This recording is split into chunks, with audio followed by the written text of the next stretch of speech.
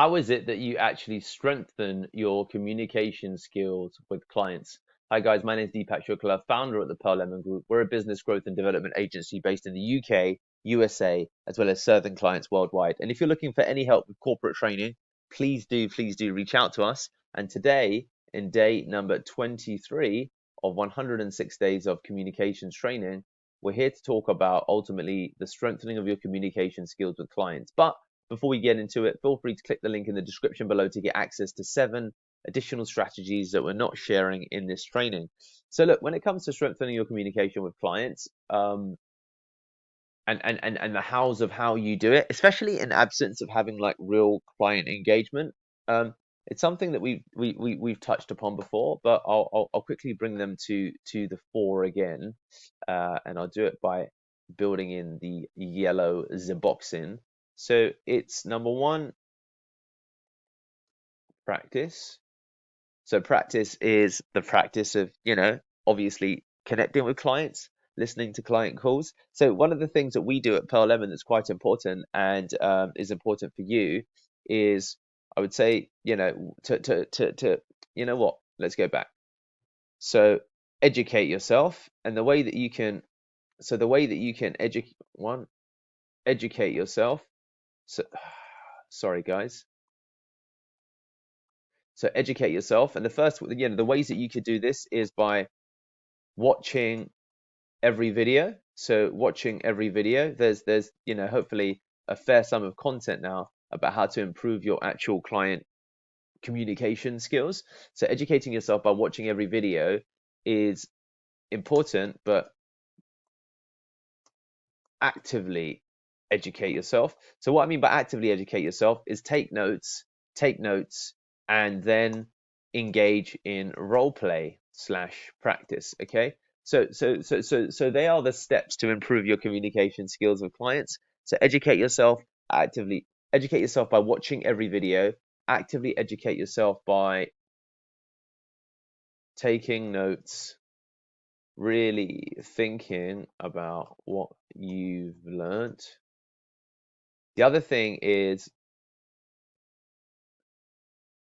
teach it to others. So there's great education in educating others. So if you're able to teach someone else the core fundamentals of communications training, then it's just going to make you more competent at the work itself. So I'd absolutely advocate that you should be in a place where you could give quite quite a decent amount of training when it comes to ultimately communication skills on the basis of your own knowledge as well as what these videos are brought to the fore. And you should be able to deal with the minutia of dealing with phone calls, dealing with upset customers, dealing with video calls, dealing with ultimately convincing a customer to buy a solution, strategies around retention, and so on and so forth. So teaching it to others is actually going to be big, and then getting involved in role play as a form of practice, or practicing, in front of a mirror or something to that effect. Okay, so just practicing, so giving mock presentations, mock meetings. So if it's just yourself you've got to practice with, then that's completely fine, and that's actually number 4. The next thing I'd say is to, if you can, record all your meetings, because then it's quite powerful to track your meeting improvement over time and also to get feedback from others. So sometimes some of the team that I have, every now and again, they forget to record a meeting, which is just bad, because the value of being able to measure your communication skills gets lost. What actually got discussed in the meeting gets lost, and no one retains 100% of everything that's said. We all think we retain the essence, but upon investigation, someone else might see many more things that you miss yourself. So recording all your meetings and then reviewing those meetings is important,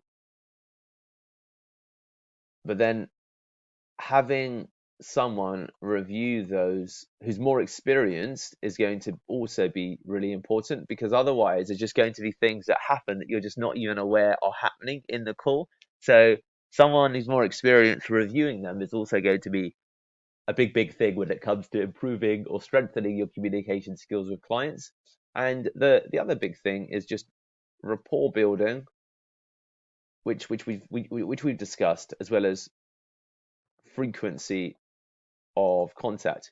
Now, there's a fine balance to strike between, clients, managing clients and having good relationships, and the thing it potentially becoming, let's say, too invasive. But generally speaking, when you're at work, frequency of contact is definitely a good thing. And I think that if you, really lean into these 9 points, as well as, of course, other points, like feel free, first of all, to put 2 additional points in the comments for things that we could add that would improve or strengthen your communication skills with clients. That would be great to see.